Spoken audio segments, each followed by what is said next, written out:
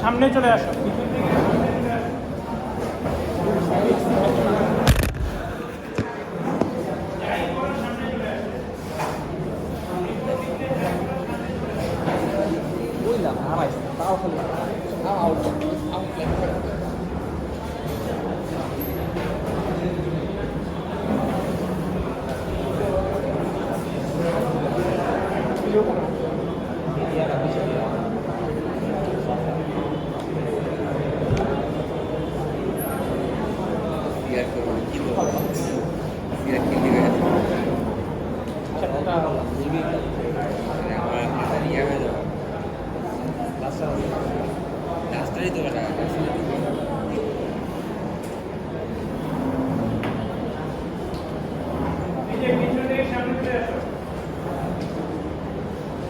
পিছনের লাস্ট একটা বেঞ্চ খালি করো,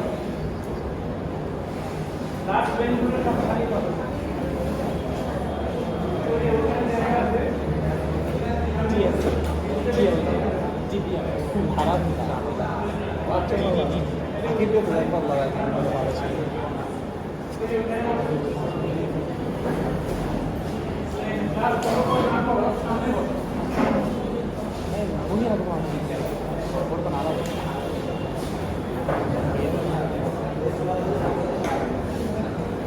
আচ্ছা, আগের চ্যাপ্টারটা আমাদের কিছু জিনিস বাকি আছে, সেগুলো আমাদের যে মেকআপ ক্লাসটা দেওয়া আছে সেটাতে আমি পড়াবো। এই উইকে আজকে মেকআপ ক্লাস দেওয়া আছে না, আগে থেকে আমি দিয়ে রাখছি, তো সেখানে হচ্ছে পড়াবো। আজকে আমরা যেটা করতেছি চ্যাপ্টার 17টা শুরু করতেছি, সেটা হচ্ছে সিস্টেম ফেলিউর থেকে আমরা কিভাবে প্রিভেন্ট করতে পারি। ডাটাবেসে কি কি ধরনের ফেলিউর হয়, তুমি একটা সিস্টেম রান করলে সেখানে ফেলিউর আসতে পারে। যেমন প্রথম ফেলিউর হচ্ছে এরোনিয়াস ডেটা এন্ট্রি। এটা মানে কি? এটার মানে হচ্ছে তুমি ভুল ডেটা এন্ট্রি করছো, তুমি স্যালারি, এমপ্লয়ি আইডি এগুলো ভুলভাল এন্ট্রি করছো, ডুপ্লিকেট এন্ট্রি করছো, এগুলো হচ্ছে এরোনিয়াস ডেটা এন্ট্রি। আরেক ধরনের ফেলিউর হতে পারে মিডিয়া ফেলিউর, মানে হচ্ছে হার্ড ডিস্ক ধরো করাপ্ট হয়ে গেল বা হার্ড ডিস্ক ক্র্যাশ করলো, এগুলো হইতে পারে। আরেক ধরনের এরর হচ্ছে ক্যাটাস্ট্রফিক ফেলিউর, যেমন ফায়ার হলো, এক্সপ্লোশন হলো। তো এগুলো হইলেও কিন্তু আমার সিস্টেম ফেল হবে না, মানে এগুলো হইলে আমার সিস্টেম ফেল করবে। প্রশ্ন হচ্ছে সিস্টেম কিভাবে চলে যে ফেল হলে শেষ? ধরো আমাদের এই বিল্ডিং যদি ধ্বংস হয়ে যায়, তাহলে কি তোমাদের যে ডাটা আছে সেগুলো চলে যাবে? সিস্টেম কি এভাবে রান করে? মানে ব্যাপারটা হচ্ছে যে এইভাবে রান করতে পারবে না। মানে কি, আগে থেকেই তোমার প্রিপারেশন থাকতে হবে, নাকি ক্র্যাশ করার পরে তুমি রিকভার করবে? তো প্রিপারেশন তোমার আগেই থাকতে হবে। তুমি প্রজেক্ট দেখাতে আসছো, বলছো যে কালকে আমার হার্ড ডিস্ক ক্র্যাশ করছে, আমার প্রজেক্ট নাই, 3 মাস ধরে প্রজেক্ট করলে সেটা চলে গেছে, এটা তো বলে কোনো লাভ নেই। তোমাকে তো ব্যাকআপ প্ল্যান আগে থেকে রাখতে হবে। তুমি যদি আমাদেরকে বলো এখন তো আমাদের কিছু করার থাকবে না, এখানে তো এটা তো তোমার টাইমও নাই যে তুমি প্রজেক্টটা আবার নিজে নিজে আবার পুরোটা লিখবা, তাই না? তো এখন প্রিপারেশনগুলো কি, মানে ফেলিউর থেকে যাতে রিকভার করা যায় সেটা আসলে আমাদেরকে এনশিওর করতে হবে। এখন কিভাবে করতে হবে বা কি কি স্টেপ নিতে হবে যাতে এই ধরনের ঘটনা ঘটলে আমার সিস্টেম নষ্ট না হয়। ঘটনা ঘটবে, ঘটনা তো প্রিভেন্ট করতে পারবা না। যেমন ন্যাচারাল ডিজাস্টার তো তুমি প্রিভেন্ট করতে পারবা না, পারবা? হার্ড ডিস্ক ক্র্যাশ করবে, এটাকে তুমি প্রিভেন্ট করতে পারবা? হার্ড ডিস্ক একটা হার্ডওয়্যার, এটা একটা মিন টাইপ ফেলিউর আছে, এটাকে এমটিপি দিয়ে বলে, তারপরে এটা ফেল করতেই পারে। ল্যাপটপ, এটা তো নিশ্চয়ই 20 ইয়ার্স 30 ইয়ার্স তোমাকে সার্ভিস দিবে না, তো ফেল করবে আফটার সার্ভিস ইয়ার্স। তোমাকে সেটা ধরে নিয়ে তোমাকে তোমার প্রিপারেশন রাখতে হবে। প্রথমটা যেটা বললাম এরোনিয়াস ডেটা এন্ট্রি। এরোনিয়াস ডেটা এন্ট্রি এটা ডিবিএমএস এর কোনো বিষয় না। তো এই চ্যাপ্টারে আমরা যেটা শেখাবো সেটার সাথে কোনো সম্পর্ক নাই। তুমি ভুলভাল ডেটা ডেটাবেসে এন্ট্রি করতেছো, এটা নিয়ে ডিবিএমএস এর কোনোভাবে এখান থেকে তোমাকে বাঁচানোর সুযোগ নাই। তুমি ইচ্ছা কনসিস্টেন্ট হতে হবে, ডুপ্লিকেট ডাটা দিচ্ছ। তবে ডাটাবেসে কিছু ফিচার আছে, যেমন ধরো কনস্ট্রেন্ট আছে, ট্রিগার আছে, চেক কনস্ট্রেন্ট, প্রাইমারি কি, ফরেন কি, এগুলো যদি তুমি বেশি বেশি ইউজ করো, তুমি এনশিওর করতে পারবে তোমার টেবিলগুলোতে ইনকনসিস্টেন্ট ডেটা থাকবে না। বাট তুমি যদি এগুলো ইউজ না করো, তোমার ডাটাবেসটা উল্টাপাল্টা ডাটা রাখবে, বেশি বেশি রাখতে পারবে, ওই ইয়েটা থাকবে। তো তুমি যদি কনস্ট্রেন্টগুলো ভালোভাবে ইউজ করো, তাইলে তুমি এক প্রকারের মোটামুটি অনেকগুলো থেকে বাঁচবা, অনেক ধরনের ভুল ডাটা থেকে বাঁচবা। কাস্টমার ধরো ডুপ্লিকেট ডাটা দিতে যাচ্ছে, ঢুকবে না কেন? ডাটাবেসে এরর থাকে ডুপ্লিকেট। সুতরাং ডাটাবেস ডিজাইন করার সময় এগুলো খেয়াল রাখতে হবে। এটা আমরা এখানে আসলে অ্যাড্রেস করছি না, এটা ডিবিএমএস এর আসলে বিষয় নয়। মিডিয়া ফেলিউর মানে হার্ড ডিস্ক যদি ক্র্যাশ করে, এখানেও ডিবিএমএস এর কোনো আসলে সুযোগ নাই হার্ড ডিস্ক ক্র্যাশ থেকে তোমাকে বাঁচানো। তুমি যেটা করতে পারো সেটা হচ্ছে তুমি নিজেই প্রিভেন্টিভ স্টেপ নিতে পারো। একটা হইতে পারে যে রেট করা। রেট হচ্ছে ডুপ্লিকেসি আনা, হার্ড ডিস্ক একটা থাকবে না, হার্ড ডিস্ক মাল্টিপল থাকবে। ধরো তোমার অপারেটিং সিস্টেমে ল্যাপটপে দুটো হার্ড ডিস্ক আছে, একটা না, নরমালি সবার তো একটাই আছে, কিন্তু রেট করা হলে সেখানে একটা না একাধিক থাকে, ধরো যাক দুইটা আছে। আমরা যখন কাজ করছি হার্ড ডিস্কে যা কিছুই করছি আসলে সবকিছু দুইটা হার্ড ডিস্কে যাচ্ছে। কোনো কারণে যদি একটা হার্ড ডিস্ক ক্র্যাশ করে, এভরিথিং কপি আর একটা হার্ড ডিস্কে আছে, সেখান থেকে তুমি ব্যাক করতে পারবা, রিস্টোর করতে পারবা, ডেটা পাবা, ডেটা নষ্ট হবে না। এটাকে বলে রেট। রেট আবার অনেক রকমের হয়। একটা হচ্ছে যে 1/1 কপি, মানে কি full copy, two different disk. এছাড়া আরো অনেক ধরনের আছে, যেখানে আমরা সেগুলো ডিটেইলে পড়াবো। আরেকটা হচ্ছে তুমি আর্কাইভ করতে পারো। আর্কাইভ মানে ব্যাকআপ নিতে পারো, অলওয়েজ ক্লাউডে নিতে পারো, অথবা একটা পেন ড্রাইভে নিতে পারো, অথবা তুমি পোর্টেবল হার্ড ডিস্কে নিতে পারো। তুমি যা করতেছো অলওয়েজ টেক এ ব্যাকআপ। এখন ব্যাকআপটা তুমি কিভাবে নাও? ধরো দিনের শেষে ব্যাকআপটা নাও, প্রতিদিন রাত 12টায় ঘুমানোর আগে তুমি ব্যাকআপ নাও। ধরো তোমার একটা স্কেডিউল আছে, ফাইন, তাহলে তুমি প্রতিদিন যা যা করো 12টা বাজে ব্যাকআপটা নিচ্ছ। এক্ষেত্রে ফুল প্রুফ না, বাট তোমার যদি কখনো ল্যাপটপ নষ্ট হয়ে যায়, তুমি অ্যাটলিস্ট তোমার প্রজেক্টটা ওই পর্যন্ত পাবে। মানে ধরো গতকাল রাত পর্যন্ত ব্যাকআপটা পাবে, আজকে সকালে রাতে যে কাজগুলো করছো সেগুলো পাবে, সেটা হইতে পারে। আর এগুলো তার ব্যাকআপ করা নাই, বিকালে কাজ করে ল্যাপটপ আর ক্র্যাশ করে, তাহলে আজকের গুলো পাবা না, কিন্তু গতকাল পর্যন্ত পাবা। সেটা তো সমস্যা, যেটা বললাম যে ফুল প্রুফ না, কিছু তো পাচ্ছ না। আর আরেকটা ওয়ে হচ্ছে অনলাইন কপি হওয়া, অনলাইন রিডান্ডেন্ট কপি। মানে ডাটাবেস সফটওয়্যার অটোমেটিকলি দুটো ডিফারেন্ট সাইটে ডাটাবেস মেইনটেইন করছে। Whatever you are doing, actually going to the two different database. One is your primary site, another is the secondary site. এটাই আসলে বাস্তবে করা হয়। সার্ভার দুটো ডিফারেন্ট ডাটাবেস, হ্যাঁ, দুটো ডিফারেন্ট ডাটাবেস সার্ভার, দুটোতেই ওরাকল আছে, এবং যা যা করতেছো আসলে সবকিছু দুটো ডিফারেন্ট ডাটাবেসে যাচ্ছে। তুমি টেবল ক্রিয়েট করতেছো, ইনসার্ট করছো, আপডেট করছো, সবকিছু আসলে কি হচ্ছে? দুটো ডিফারেন্ট ডিবিএমএস এ হচ্ছে, দুটোই ওরাকল। এইটা ডিবিএমএস অটোমেটিকলি করতে পারে। ডিবিএমএস সফটওয়্যার এই ক্যাপাবিলিটি আছে মাল্টিপল সাইট মেইনটেইন করা। বাস্তবে এটাই করা হয়। এটার সুবিধা কি? এটার সুবিধা হচ্ছে ডিস্ক ফেলিউর হলেও সমস্যা নেই, ক্যাটাস্ট্রফিক ফেলিউর হলেও সমস্যা নেই। তোমার যদি কুয়েটের এই ডিপার্টমেন্ট ক্র্যাশ করে, সমস্যা নেই। আরেকটা জায়গায় অনলাইন রিডান্ডেন্ট কপি আছে, সেখান থেকে আমরা রিস্টোর করতে পারবো, যেটা আমাদের কাছে আছে, যেটা লস হবে। একটা ব্যাংকে ধরো প্রাইমারি সাইট মতিঝিলে আছে, হেড অফিস, সেকেন্ডারি সাইট হয়তো উত্তরাতে আছে। সেকেন্ডারি সাইট সাধারণত একটা জিওগ্রাফিক্যালি ডিসটেন্ট লোকেশনে করতে হয়, কারণ কোনো ইভেন্ট হইলে, ন্যাচারাল ডিজাস্টার হইলে যেন দুটো সাইটকে একই সাথে এফেক্ট না করে। দুটো যদি তুমি পাশাপাশি বিল্ডিং করো তাহলে লাভ নাই। প্রাইমারি সাইট চারতলায়, সেকেন্ডারি সাইট নিচতলায়, এটার কোনো লাভ নাই। কারণ ক্র্যাশ বিল্ডিং যদি ধ্বংস হয় তো দুটাই যাবে, তাহলে সেটাতে তুমি বেনিফিটটা পাচ্ছ। উত্তরা খুবই, উত্তরা হচ্ছে আমি জানি আমাদের অনেক ব্যাংকে সেকেন্ডারি সাইট উত্তরাতে মেনটেন করে, ঢাকাতেই রাখে, অনেকে গাজীপুরে মেনটেন করে, বাট কেউ মানে ঢাকার বাইরে মেনটেন করে না বাংলাদেশে এখন। বাট তুমি যত দূরে রাখবা, মানে তোমার সেফটি তত বেটার হবে। মানে কোনো ডিজাস্টার হলে আর কি যদি পুরো ঢাকাতে হয় তখন সমস্যা হবে। সেরকম ডিজাস্টার হইলে আসলে কেউ আর তখন অ্যাকাউন্টে কত টাকা আছে খুঁজতেও যাবে না, মানে তুমি পাবাও না। ডিজাস্টার হলে তোমার অ্যাকাউন্টে কত টাকা আছে এটা তোমাকে দিবে না।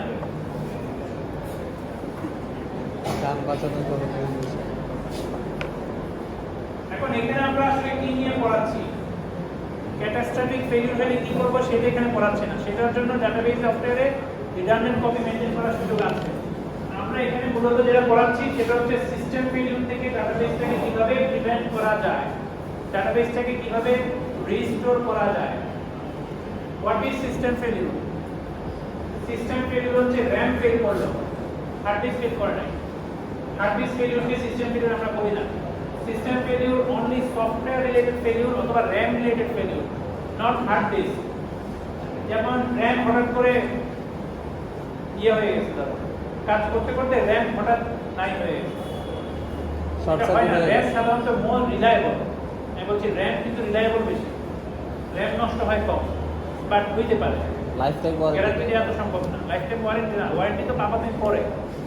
মানে তো না স্যার, হয় না দেখেই তো মনে হয় এত বড় ওয়ারেন্টি দেয়। পরে আসতেছে, আমার তো আগে চলে গেছে, সেটা কিভাবে পাবো?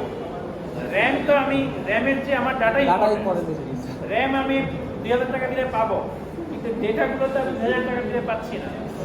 ডেটার প্রাইস তো মোর দেন র‍্যামের প্রাইস, তাই না? তুমি একটা ডেটা চুরি করে ইউ ক্যান ক্লেম $1 মিলিয়ন, সেটা হয়তো সাইবার সিকিউরিটি অপরাধ করো না তোমরা, ডেটা চুরি করে ফেলছে, এখন বেচতেছে। স্যার এটা কি এমন হতে পারে যে র‍্যাম পাওয়ার চলে গেছে, পাওয়ার সমস্যা হয়েছে, হোয়াটএভার, কত হচ্ছে র‍্যাম নষ্ট হয়ে গেছে। পাওয়ার ফেলিউর মানে কি? ধরো তুমি এসকিউএল ক্লাসে কাজ করতেছো, তুমি ধরো এসকিউএল ক্লাসে না, ধরো বাস্তবিক কাজ করতেছো, তুমি একটা ই-কমার্স সাইট থেকে তুমি একটা পারচেজ করতেছো, তুমি চেক আউট দিলা, চেক আউট দেওয়ার পরে একটা সাবমিট হলো, একটা PLSQL প্রসেস রান করতেছে, PLSQL প্রসেস একটা PLSQL প্রসেস রান করতেছে। সেই প্রসেসের প্রথম স্টেপটা হচ্ছে তোমার টাকা কেটে ফেলা, সেকেন্ড স্টেপ হচ্ছে তোমাকে ডেলিভারি দেওয়া। ধরো ডেলিভারি মানে এগুলো আপডেট করা, ধরো টাকা কেটে ফেলার পরে পাওয়ারটাকে চেক আউট সাকসেসফুলি হয়ে চেক আউট সাকসেসফুলি হয় নাই স্যার। এটিএম কিন্তু তোমার টাকা কিন্তু কেটে ফেলছে। স্যার এটিএম মেশিনে টাকা দেওয়া যায় না, ওইরকম একবার এরকম সময় লাগছে, এরকম টাকা নিয়ে এসছে। এখন এই ধরনের ফেলিউরকে আমরা বলি হচ্ছে সিস্টেম ফেলিউর। অপারেটিং সিস্টেমও ক্র্যাশ করতে পারে, অপারেটিং সিস্টেম ক্র্যাশ করে না, দেখতে পান মানে অনেক সময় কিন্তু করে সিস্টেম ক্র্যাশ করে। ওএসে একটা সমস্যা আছে, ব্লু স্ক্রিন, এটা এখন হয় কিনা জানি না, আগে হইতো, এখন কি হয়? কম হয়। এখন দেখি না ডাইরেক্ট। এগুলো হচ্ছে সিস্টেমের ফেলিউর, অপারেটিং সিস্টেমের ফেলিউর। এখন এগুলো যদি হয়, তোমার ট্রানজ্যাকশন যেটা সাবমিট করতে তো, তোমার ট্রানজ্যাকশনটা কিন্তু অর্ধেক অবস্থায় হয়ে এগুলো হইতে পারে। এখন যদি এগুলো হয় তাহলে ডাটাবেসটা পরবর্তীতে যখন আবার স্টার্ট করা হবে, তো তখন ডাটাবেসের অবস্থা কিন্তু ইনকনসিস্টেন্ট থাকবে। মানে কি? মানে ধরো তুমি ই-কমার্স সাইটে তোমার অ্যাকাউন্ট ব্যালেন্স কমে গেছে, কিন্তু প্রোডাক্ট তোমার ডেলিভারি হয় নাই, কারণ প্রোডাক্ট দেখা যাচ্ছে মানে প্রোডাক্ট টেবলগুলো আপডেট হয় নাই। এটা হইতে পারে। ধরো তুমি এটিএম থেকে ট্রানজ্যাকশন করতেছো বা তোমার অনলাইন অ্যাপ থেকে ব্যালেন্স ট্রান্সফার করতেছো, ধরো তোমার অ্যাকাউন্টে ঠিকই তোমার আরেকজনের অ্যাকাউন্ট ক্রেডিট হয়ে গেছে, তোমার অ্যাকাউন্ট কিন্তু ডেবিট হয় না, লস টাকা, তোমার লস নাই, ব্যাংকের লস। উল্টাটা হলে তোমার লস, ব্যাংকের লাভ। ব্যাংকের লাভ না, মানে যাকে পাঠাচ্ছে তার লাভ। ব্যাংকের লস তো, কারণ টাকাটা তাকে দিতে পড়ে থাকে। তোমার অ্যাকাউন্ট থেকে যদি টাকা না যায়, তার অ্যাকাউন্টে যদি বেশি চলে যায়, তাহলে সেটা তো ব্যাংকই দিতে হবে। সুতরাং ডাটাবেসে যদি এরকম হয়, অর্ধেক এক্সিকিউট হয়, তাহলে কিন্তু ডাটাবেসে ইনকনসিস্টেন্সি চলে যাবে এবং তাইলে আমার কিন্তু বিজনেস লস হবে। এরকম হওয়া যাবে না। আমরা আসলে ইনকনসিস্টেন্ট স্টেট চাই না। ইনকনসিস্টেন্ট স্টেট মানে বুঝতে পারতেছো? Any state which violates constraints. Normally তুমি যেগুলো কনস্ট্রেন্ট দাও প্রাইমারি কি ফরেন কি সেগুলো ভায়োলেট হবে না, কিন্তু আমাদের ইমপ্লিসিট কিছু কনস্ট্রেন্ট আছে। ইমপ্লিসিট কনস্ট্রেন্ট হচ্ছে কি, ডেবিট ক্রেডিট মিলতে হবে। তুমি ধরো একদিনে দেখবা যে ডেবিট হচ্ছে ধরো 1 লাখ টাকা, ক্রেডিট 50,000, এটা তো হতে পারে। কারণ কারো অ্যাকাউন্ট যদি যোগ হয় নিশ্চয়ই কারো অ্যাকাউন্ট থেকে বিয়োগ হবে, ডেবিট ক্রেডিট অ্যাট মিলতে হবে। তো হ্যাঁ, তো বেশি আমাদের ব্যাংকে যেটা বেশি হয় সেটা হচ্ছে এটিএম এর সমস্যা। মানে এটিএম করছেও টাকা কেটে যাচ্ছে, কারণ টাকা কাটাটা আগে থাকে ট্রানজাকশন, বের করাটা পরে থাকে।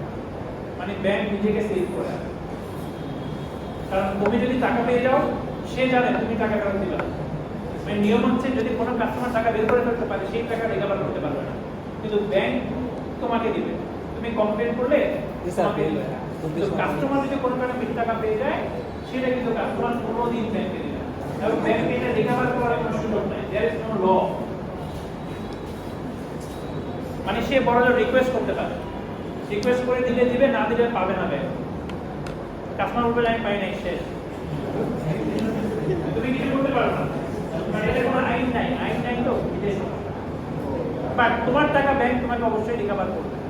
তুমি 1 মাস পরে হোক, 1 সপ্তাহ পরে হোক, ওরা ক্যালকুলেট করে যখন দেখবে সব ঠিক আছে তোমাকে আবার রিভার্ট করবে। হয়তো একটু দেরি হতে পারে, 7 দিন, 10 দিন, 15 দিন, উল্টাটা হবে না। আমরা এই জন্য ব্যাংক যেটা করে তুমি দেখবা, ওই যেটা বললাম যে তোমার টাকাটা আগে কেটে ফেলে, দেন তোমাকে এটিএম এ টাকাটা ক্যাশ আউট করে। তো ডাটাবেস ইনকনসিস্টেন্ট স্টেটে যেন না যায় সেটা চেষ্টা করতে হবে, কিন্তু এটা চেষ্টা করে লাভ নাই, কারণ ডাটাবেস ইনকনসিস্টেন্ট চলে যাবে। কেন চলে যাবে? ওই যে বললাম রাইট করা হয়েছে, মানে ফেল হচ্ছে, অর্ধেক হয়ে ফেল হয়েছে, এখন এই অর্ধেক তো ডিস্কে আছে, এখন সেটাকে কি করতে হবে? আবার রিভার্ট করতে হবে। এই রিভার্ট করার জন্য রিভার্টটা কিভাবে করে? রিভার্ট করার জন্য ডাটাবেস লগইন করে। লগইন মানে ট্রানজাকশনগুলো যখন ডাটাবেসে রান করে, এটা কিন্তু ডিবিএমএস করে। তো ডিবিএমএস যখন মানে ট্রানজাকশন যখন রান করে তখন একটা ট্রানজাকশন কি আপডেট করতেছে এটাকে লগ করে, লগ রেকর্ড, লগ। এটার কারণটা কি? কারণটা হচ্ছে যদি প্রয়োজন হয় তাহলে যেন সে এটাকে আবার প্রয়োজনে রিভার্ট করতে পারে, মানে রোল ব্যাক করতে পারে, এইটা যেন সে করতে পারে। তো আমরা দেখবো এটা লগইনটা কিভাবে করে সেটা আমরা দেখবো। লগইনটা করার স্পেশাল ওয়ে আছে যাতে রিকভারি করা যাইতে হবে। এখন আমরা ট্রানজাকশন বলতে আসলে তো বুঝি কি?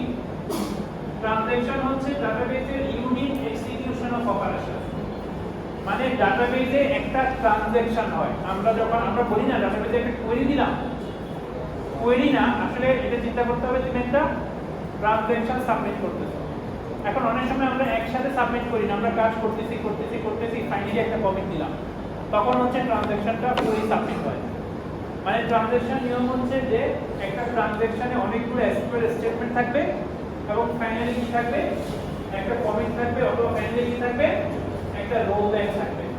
তো ট্রানজাকশন মিন্স ডাটাবেসের সাপেক্ষে যদি চিন্তা করো, ট্রানজাকশন মানে অনেকগুলো স্টেটমেন্ট, ফাইনালি কি আছে? কমিট আছে, অথবা কি আছে? রোল ব্যাক আছে। কমিট মানে কি? Transaction successful. তো তুমি সব সেভ করো, ডাটাবেসে তুমি বলছো কি পার্মানেন্টলি সেভ করো। রোল ব্যাক মানে কি? যা যা করেছি সেগুলা রিভার্ট করো, আনডু করো, এটাকে আমরা বলি রোল ব্যাক। কোনো ট্রানজাকশন কমিট রোল ব্যাক ছাড়া হইতে পারবে না, হইলে সেটা পার্শিয়াল ট্রানজাকশন, সেটা হবে না। তো এভরি ট্রানজাকশনে কমিট অথবা রোল ব্যাক থাকবে। এখন তুমি যখন এসকিউএল ক্লাসে কাজ করো, এসকিউএল ক্লাসে কাজ করো নাকি নেভিগেটে কাজ করো? আচ্ছা, নেভিগেটে যদি কাজ করো, নেভিগেটে একটা সমস্যা আছে। তুমি যদি নেভিগেট থেকে কোনো আপডেট দাও, ইনসার্ট দাও, নেভিগেট একটা কমিট সাবমিট করবে, জানো? মানে সে এটাকে ট্রানজাকশন কমপ্লিট করে দেবে। ফলে তুমি যদি কিছু আনসার করে ফাইনালি মনে করো যে আমি এটা আবার রিভার্ট করতে চাই, পারবা না। এসকিউএল ক্লাসে এটা করতে পারবে, কমেন্ট লাইনে করা যাবে, কমেন্ট লাইনে তুমি করতে পারবে। ধরো তুমি আপডেট করতেছো, ইনসার্ট, ধরো তুমি একটা আপডেট করতেছো, একটা ধরো স্যালারি আপডেট করতেছো, স্যালারি ওয়্যার এমপ্লয়ি হচ্ছে 1001, ভুলে ওয়্যারটা দাও নাই, ওয়্যারটা নাম দিয়ে কি হবে? সবারটা আপডেট হয়ে যাবে, তখন তুমি দেখবে যে ও ভুল হয়ে গেছে, তুমি কি করবে? রোল ব্যাক, তাহলে ট্রানজাকশনটা রিভার্ট হয়ে গেল। এরপর তুমি আবার শুরু করতে পারো, আপডেট হয়ে গেল, দেন কমিট করলাম, সাকসেসফুল। এইটা তোমার ইয়েতে সম্ভব, এসকিউএল ক্লাসে সম্ভব, কমিট তুমি নেভিগেটে পারবে না।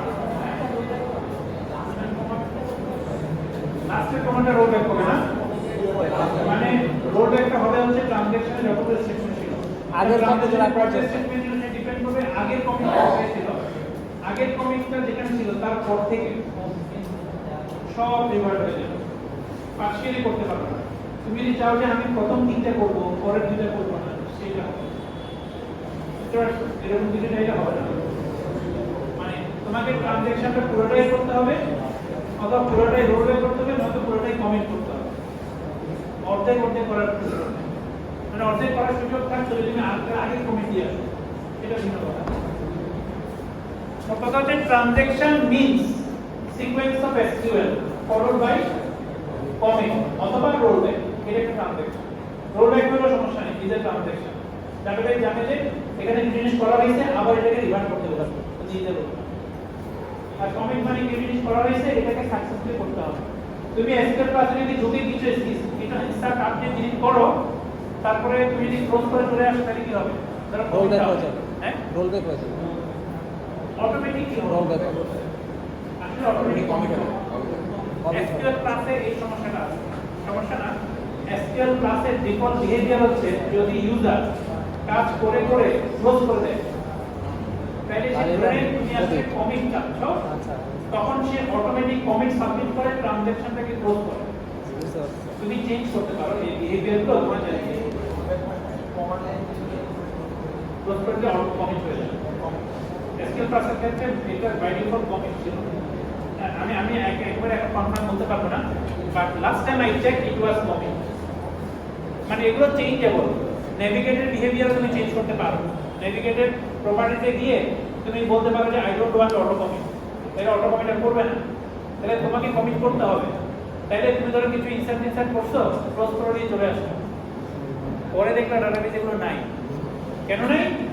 অটো কমিট অফ করো। কারণ তুমি তো কমিট করো নাই। তো বাই ডিফল্ট যেহেতু কমিট করো নাই, ট্রানজ্যাকশন পার্শিয়াল ছিল, সেটা সেভ হয় না। পার্শিয়াল জিনিস ডাটাবেসে পার্মানেন্ট হবে না until you do the commit. Commit করা মানে তুমি ডাটাবেসটাকে বলছো যে whatever I have done now save it permanently. Otherwise যা কিছু করছো সে ধরে নিবে, এগুলো পার্মানেন্টলি সেভ করবে না, সেগুলো ডাটাবেসে থাকবে না। এটা আমাদের খেয়াল রাখতে হবে। ট্রানজ্যাকশনটা অবশ্যই আমাদের কমিট করতে হবে।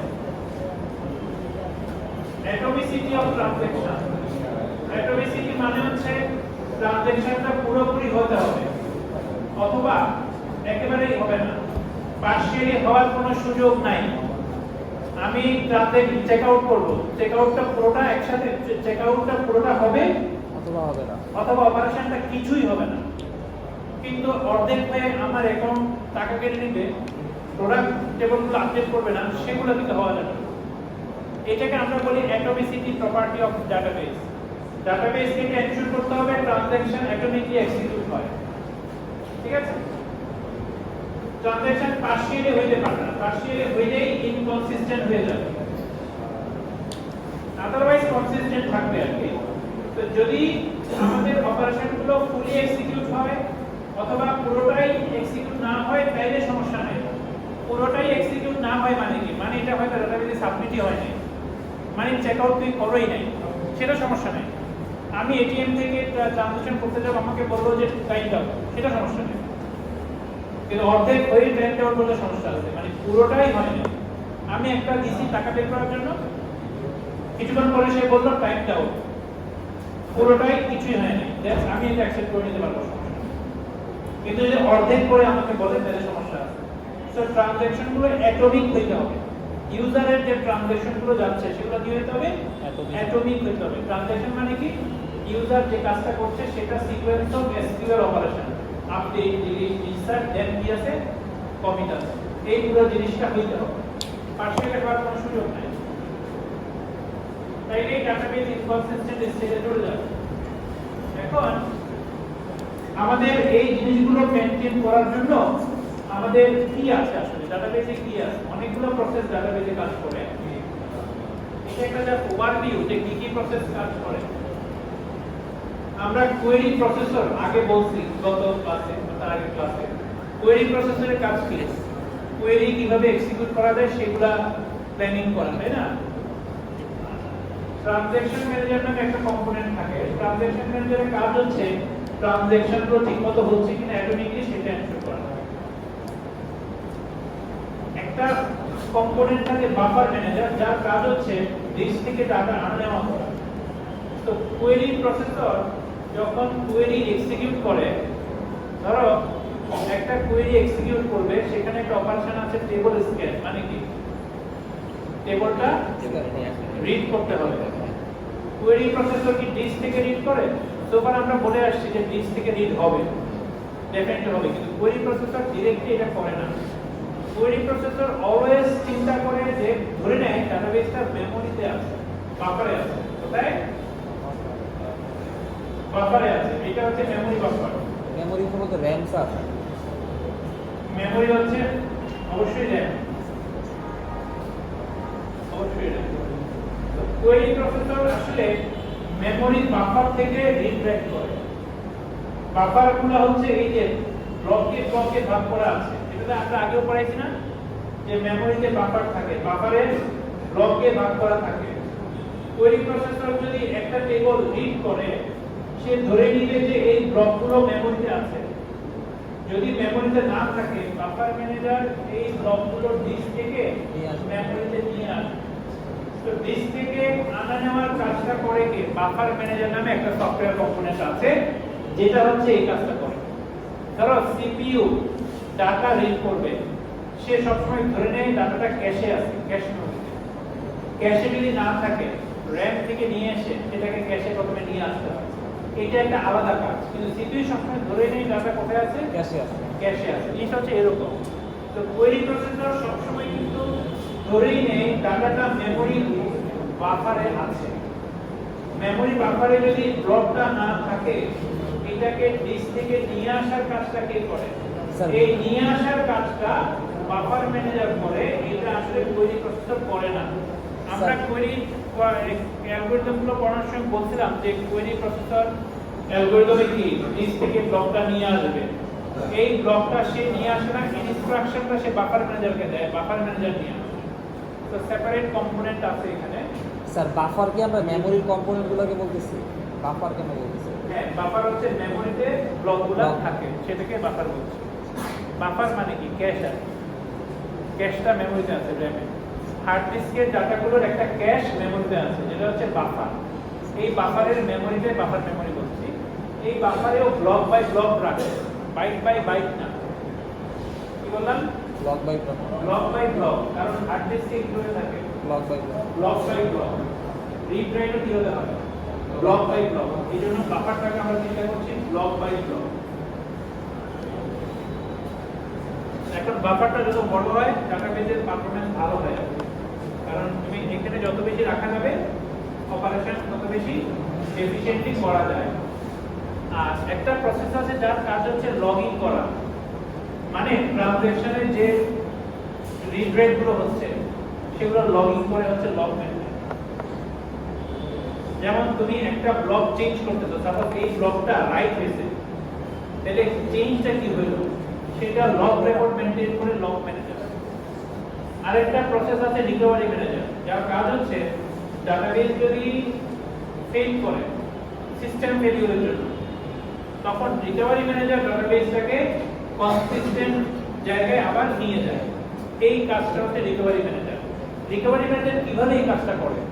ধরো একটা ট্রানজ্যাকশন পার্শিয়ালি সাবমিট হলো, হওয়ার পরে পার্শিয়ালি হওয়ার পরে সিস্টেম ফেলিওর হলো, কারেন্ট চলে গেল। কারেন্ট চলে যাওয়ার পরে ডাটাবেসটা ধরো আবার রিস্টার্ট হলো। ডাটাবেসে প্রথমে এখন যে প্রসেসটা কাজ করবে সেটা হচ্ছে রিকভারি ম্যানেজার। রিকভারি ম্যানেজার প্রথমে দেখবে যে লগ ফাইলে দেখবে, সে লগ ফাইলে দেখবে যে কি আছে। লগ ফাইল থেকে সে বুঝতে পারবে যে সাম ট্রানজ্যাকশন আপডেটেড দিস ব্লকস, কিন্তু ট্রানজ্যাকশন ডিড নট কমিট। তার মানে এই যে আপডেটগুলো, এই আপডেটগুলো হার্ড ডিস্কে রাখা যাবে না। তখন সেটা করবে লগ রেকর্ড দেখে দেখে ওই আপডেটগুলো হার্ড ডিস্কে আবার আনলু করে ফেলবে। করার পরে ডাটাবেসটা কনসিস্টেন্ট হবে, এরপরে ডাটাবেসটা আবার অপারেশন শুরু হবে। Until recovery complete database block থাকবে। বুঝতে পারছো আমি কি বলছি? বুঝতে পারছো? খুব হাই লেভেলে এটা হয়। অর্থাৎ রিকভারি ম্যানেজার যখন এটা হয় তখন তুমি যদি ডাটাবেস থেকে নরমালি শাটডাউন করো তাহলে এটা হয়। অ্যাবনরমালি যদি শাটডাউন হয়, হঠাৎ করে কারেন্ট চলে গেল, তখন রিস্টার্ট হওয়ার পরে প্রথমেই যে সফটওয়্যারটা কাজ করে সেটা হচ্ছে রিকভারি ম্যানেজার। ধরো তুমি হচ্ছে recovery manager. Sir log manager তাহলে কই থাকে? হার্ড ডিস্কে? হ্যাঁ, লগ ম্যানেজার ডাটাগুলো কি হার্ড ডিস্কে থাকে? বাফার ম্যানেজার, না, লগ ম্যানেজারের যে ডাটা ওটা তো হার্ড ডিস্কে থাকে। লগ লগ রেকর্ড গুলো, হ্যাঁ, হ্যাঁ। লগ রেকর্ড গুলো অবশ্যই হার্ড ডিস্কে থাকে। হার্ড ডিস্কে থাকে কারণ র্যাপটা ফাঁকা লগ হয়ে গেছে। রেকর্ড যদি হার্ড ডিস্কে না থাকে র্যাপটা তাহলে তো ফাঁকা লগ হয়ে থাকবে গেছে। না। হ্যাঁ, ঠিক আছে। না, এখন এটা এখন তুমি অনেক কিছু চিন্তা করতে পারো তোমার মাথায় যে লগও তো না থাকতে পারে, তখন কিভাবে রিকভার করবে, তাই না? ইন্টারেস্টিং প্রশ্ন হতে পারে লগগুলোও তো হার্ড ডিস্কে না থাকতে পারে, তার আগেই ক্র্যাশ করছে, সেই কেস আসবে না। কেন আসবে না? কারণ ডাটাবেসের কিছু পলিসি আছে, আইন আছে, এখানে একটা আইন কানুন আছে, আইন মেনটেন করে যখন চলবে এই কেসটা হবে না। আমরা সেটা দেখাবো, কারণ এই প্রশ্নটা তোমার কাছে আসতে পারে যে লগও তো না থাকতে পারে, তার আগে সিস্টেম ফেলিওর হইল। মানে এরকম কি হইতে পারে যে এই ব্লকটা আপডেট হয়েছে, ব্লকটা ডিস্কে রাইট হয়েছে, ট্রানজ্যাকশন কমিট হয় না, লগ রেকর্ডে লগ নাই, এটা হবে? এইটা কোনোদিন হবে না। কেন হবে না? কারণ কিছু পলিসি দিয়ে কাজ হয় এখানে, আইন দিয়ে। আইনগুলো ভ্যালিডলি মেনটেন করলে হবে না, আইন উল্টাপাল্টা হইলে হবে। বুঝতে পারলাম? মানে সবাই যদি আইন মেনে চলে তাহলে তো সমস্যা হবে না। সুতরাং এখানে তো আর মানুষ নাই, এগুলো তো প্রসেস, এরা তো আইন মেনে চলে। সুতরাং এখানে উল্টাপাল্টা কিছু হবে না, ধরে নিতে পারবো। ওই রুলগুলোই আসলে আমরা পড়াবো, এই চ্যাপ্টারে এগুলো পড়াবো। আর এই যে কম্পোনেন্টগুলো, এই কম্পোনেন্টগুলো কিন্তু আলাদা আলাদা সফটওয়্যার, বুঝতে পারছো? একটা ডাটাবেস সফটওয়্যার যখন তুমি রান করো সেখানে কখনো দেখছো ভিতরে কতগুলো সফটওয়্যার আছে? ওরা কিন্তু একটা সফটওয়্যার না, তুমি হয়তো ইনস্টল করতেছো কিন্তু ব্যাকগ্রাউন্ডে কিন্তু অনেকগুলো প্রসেস রান করে, মাল্টি প্রসেস। এক একটা প্রসেসের একটা কাজ। একটা প্রসেসের কাজ হচ্ছে লগইন করা, একটা প্রসেসের কাজ হচ্ছে হার্ড ডিস্ক থেকে ব্লক আনা নেওয়া করা, একটা প্রসেসের কাজ হচ্ছে কোয়েরি এক্সিকিউট করা। এগুলো তো আলাদা আলাদা প্রসেস হয়, মাল্টিপল থ্রেডে এগুলো চলতেছে। একটা প্রসেসের কাজ হচ্ছে ট্রানজ্যাকশন গুলো কন্ট্রোল করা, এটা অ্যাটমিক হচ্ছে কিনা সেটা মেইনটেইন করা। একটা প্রসেসের কাজ হচ্ছে রিকভারি করা, যদি সমস্যা হয় তখন ডাটাবেসটাকে কনসিস্টেন্ট স্টেটে নিয়ে আসা। এইটা তো সবগুলো প্রসেস মিলে ডাটাবেস সফটওয়্যার।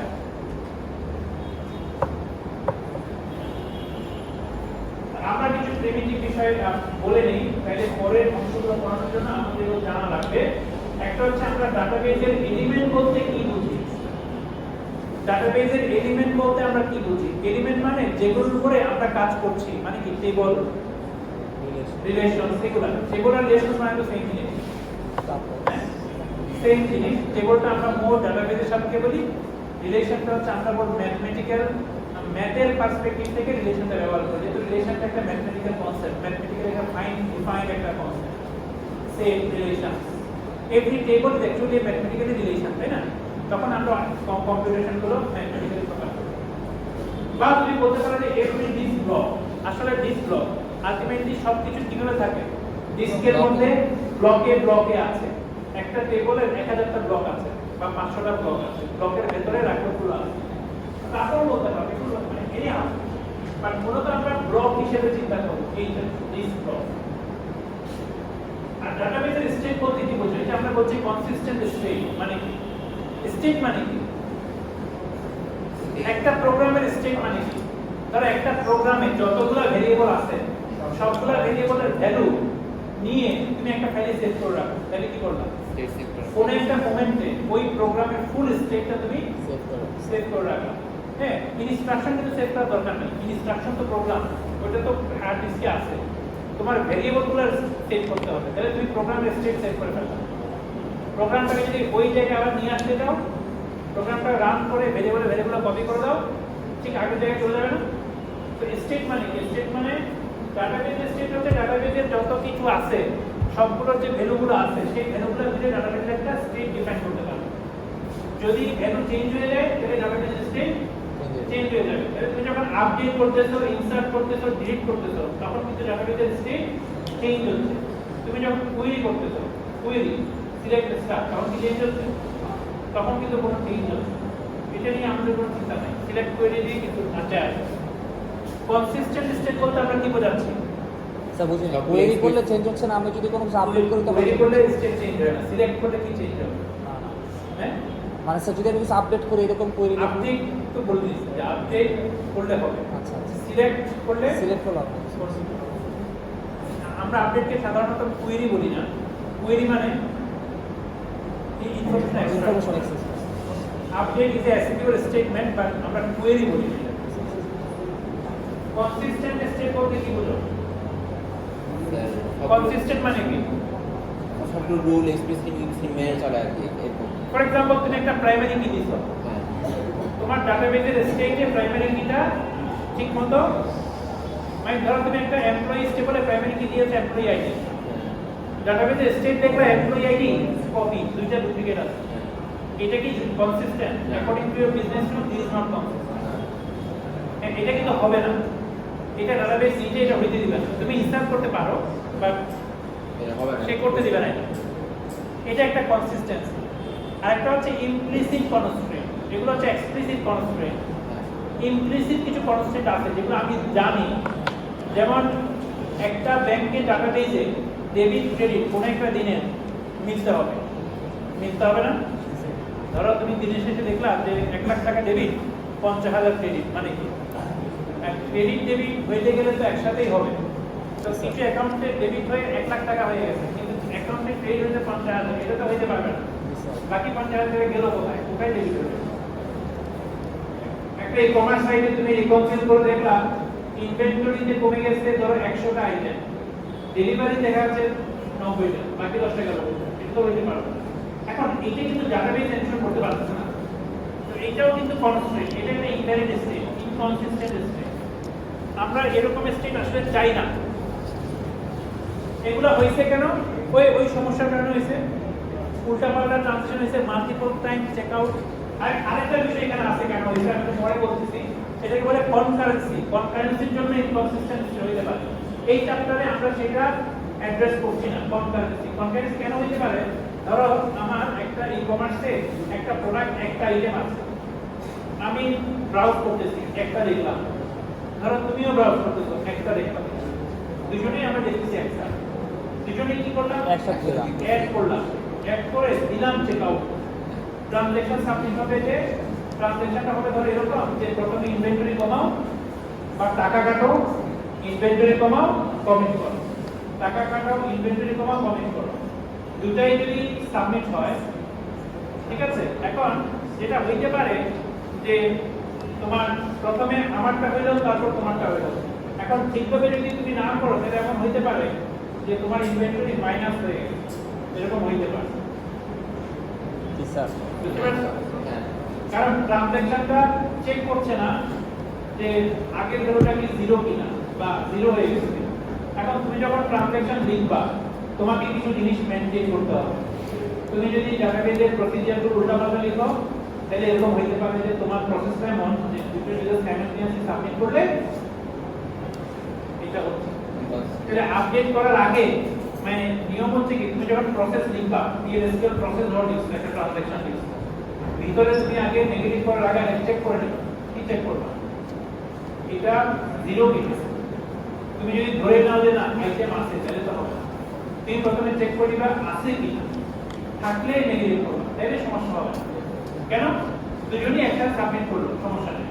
ধরো আমারটা আগে হইলো, আমারটা ইনভেন্টরি জিরো করে বের হয়ে গেল, তোমারটা যখন সাবমিট হবে দেখো তোমারটা যখন PLSQL প্রসেসে সাবমিট হবে সে প্রথমে তো চেক করতেছে আসলে আমারটা যেটা আগে হয়েছে অলরেডি ইনভেন্টরি আপডেট হয়ে জিরো হয়ে গেছে, সে যখন চেক করবে জিরো নাই আসলে নাই, তখন সেই ট্রানজ্যাকশনটা তোমার প্রসেসটা এমন হবে PLSQL প্রসিজারটা সে সাকসেস হচ্ছে একটা এরর মেসেজ দিয়ে বের হয়ে যাবে। তখন ওয়েবসাইট আমাকে একটা এরর মেসেজ দেখাবে যে নট মানে নট অ্যাভেলেবল, যে প্রোডাক্ট নট অ্যাভেলেবল।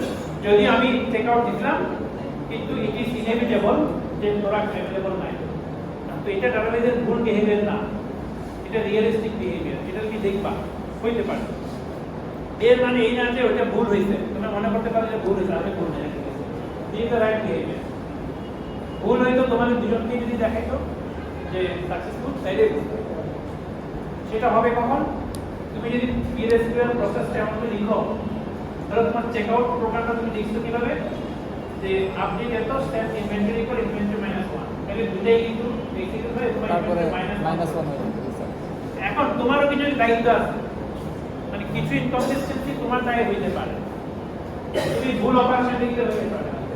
সেখানে আমরা যা বলছি যে কারেক্টনেস প্রিন্সিপাল মানে কি, এখানে কারেক্টনেস প্রিন্সিপাল বলছে যে ট্রানজাকশন যদি সাকসেসফুলি এক্সিকিউট হয় এবং এক্সিকিউটের শুরুতে যদি ডাটাবেস কনসিস্টেন্ট থাকে, তাহলে এক্সিকিউশনের শেষে ডাটাবেস কনসিস্টেন্ট থাকবে। এটাকে আমরা বলছি কি কারেক্টনেস প্রিন্সিপাল। কি বললাম বুঝতে পারছো?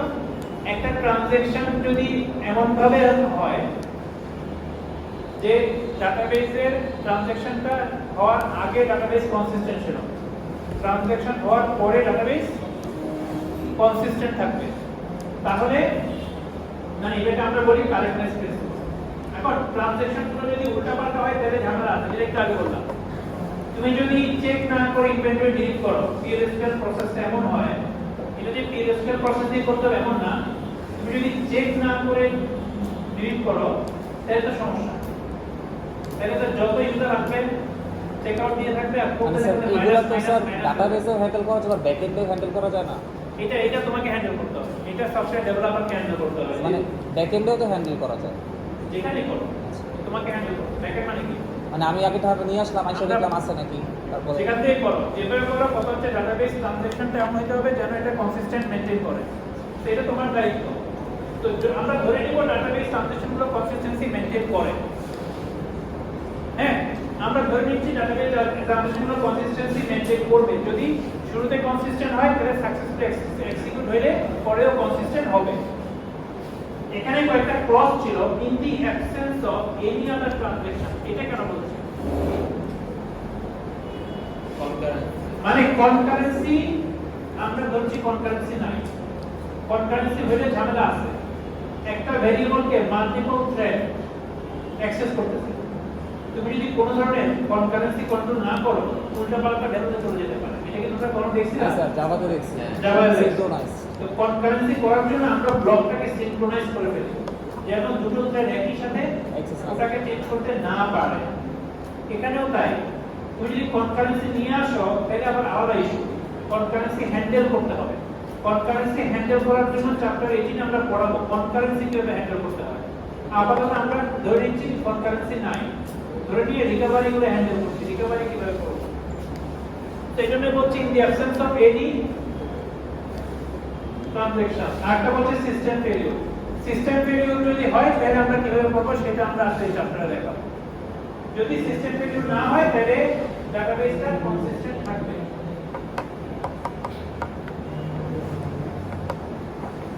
Converse of the correctness principle. Converse বলছে যদি only part of a transaction executes then database state become inconsistent. Then যদি ট্রানজাকশনটা ফুলি হয় তাহলে ডাটাবেস স্টেট কনসিস্টেন্ট থাকবে। যদি শুরুতে কনসিস্টেন্ট থাকে তাহলে শেষেও কনসিস্টেন্ট থাকবে।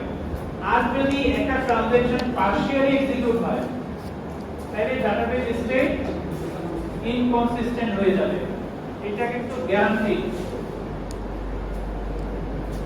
ফলে আমরা সবসময় এই জিনিসটা এনশিওর করব যে ডাটাবেস সবসময় এটা এনশিওর করবে, সেটা কি ট্রানজাকশন ফুলি হবে অথবা পার্শিয়ালি হবে।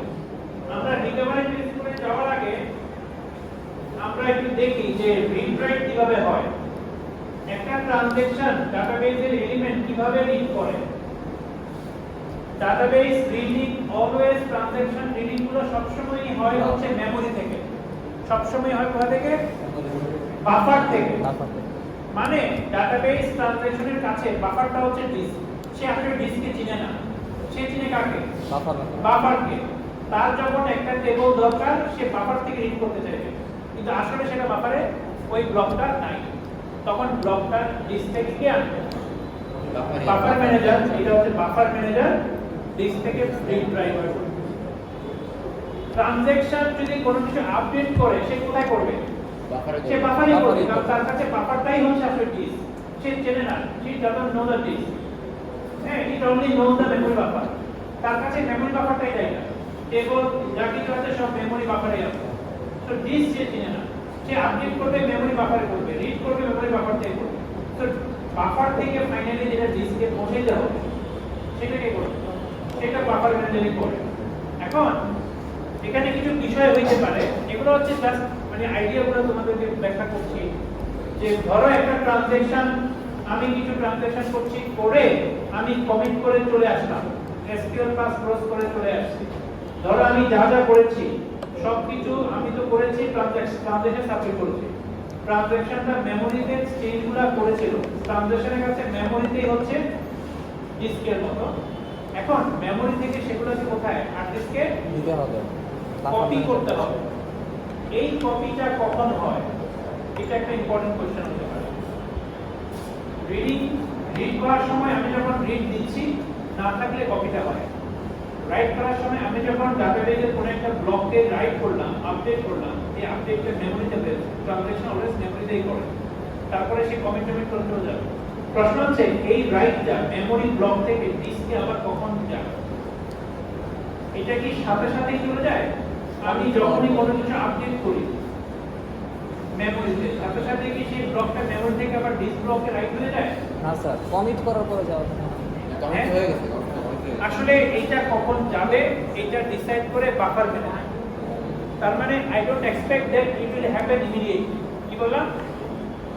আমি কমিট করে চলে আসছি, স্টিল হয়তো ডেটাটা এখনো মেমোরিতে রয়ে গেছে, হার্ড ডিস্কে এখনো কপি হয়নি, কারণ বাফার ম্যানেজার এখনো কপি করে নাই।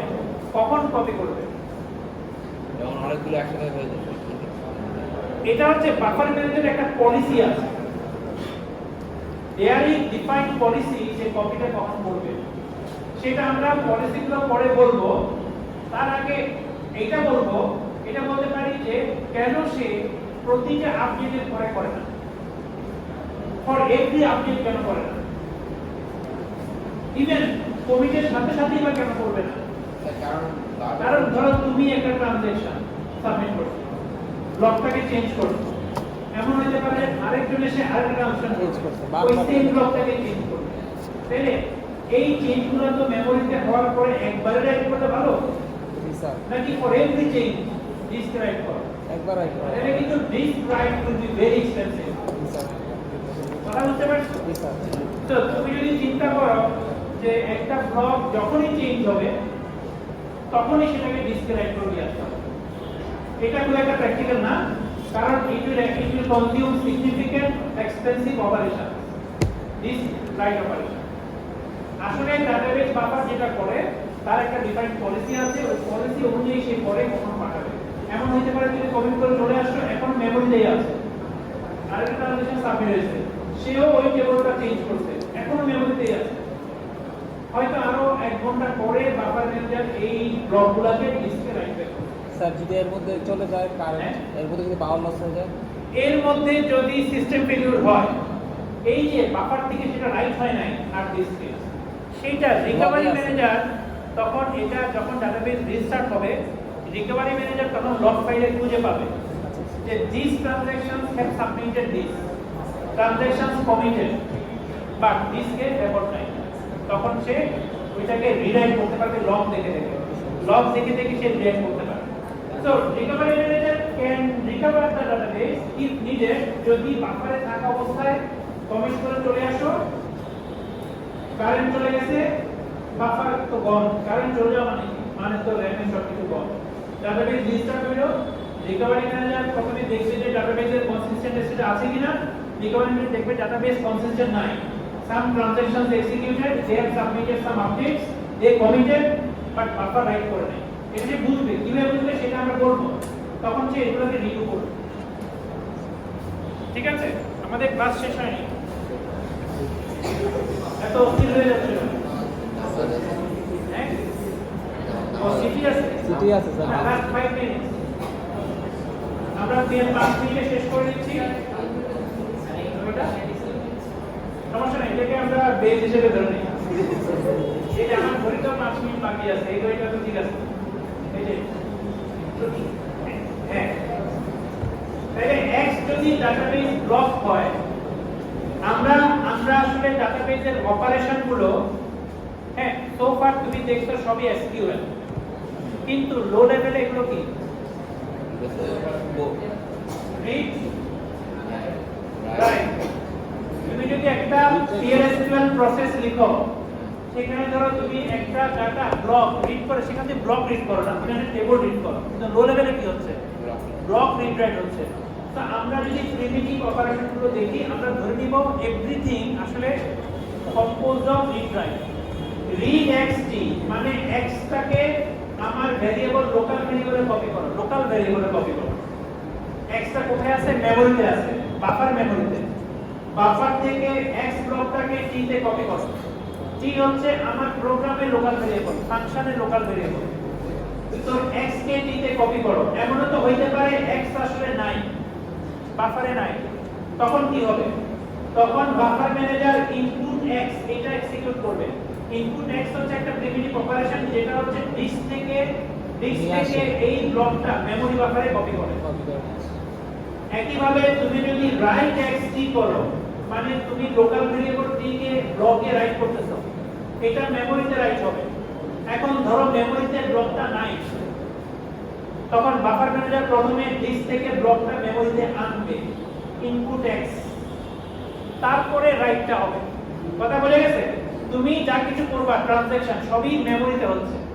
মেমরিতে না থাকলে বাফার ম্যানেজার ডিস্ক থেকে ব্লকটা মেমরিতে ফার্স্টে কপি করবে বাফার ব্লকে, দেন বাফার ব্লকে চেঞ্জটা হবে। Finally buffer manager output x কখন দিবে? আউটপুট x মানে ব্লকটাকে ডিস্কে রাইট ব্যাক করা। এইটা কখন দিবে? এইটা কখন দিবে we don't know. There are certain policies which is used by the buffer manager to output block from memory to disk, but এটা গ্যারান্টিড যে প্রতি চেঞ্জের জন্য এটা সে ডিস্কে পাঠায় না, যাতে সিগনিফিকেন্ট আইও কস্ট না হয়। এটাকে আমরা বলি ডিলেইড রাইট। ডিলেইড রাইট মানে কি? ডিলেইড রাইট মানে হচ্ছে সামথিং, কোন একটা কিছু ক্যাশে চেঞ্জ হচ্ছে, ক্যাশে যে চেঞ্জটা হয়েছে সেটা চেঞ্জের সাথে সাথে যায় না, পরে যায়, এটাকে বলে ডিলেড রাইট মেকানিজম। এটা সিপিইউর ক্ষেত্রে হয়, ক্যাশের ক্ষেত্রে হয়। কোন রেজিস্টার চেঞ্জ হলে সাথে সাথে যায় না, ডিলেড রাইট হয় আর কি। আমাদের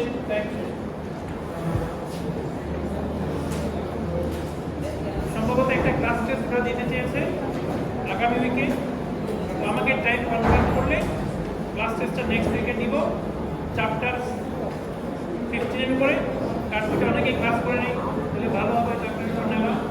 যারা ক্লাস করে নেই তারা এখন এটা করে ফেলবে, এই জন্য আমি আজকে 15 দিতে চাচ্ছি। আর এই উইকে আমরা একটা এক্সট্রা ক্লাস নিব, সেখানে 15-এর বাকি অংশগুলো শেষ করে দেব।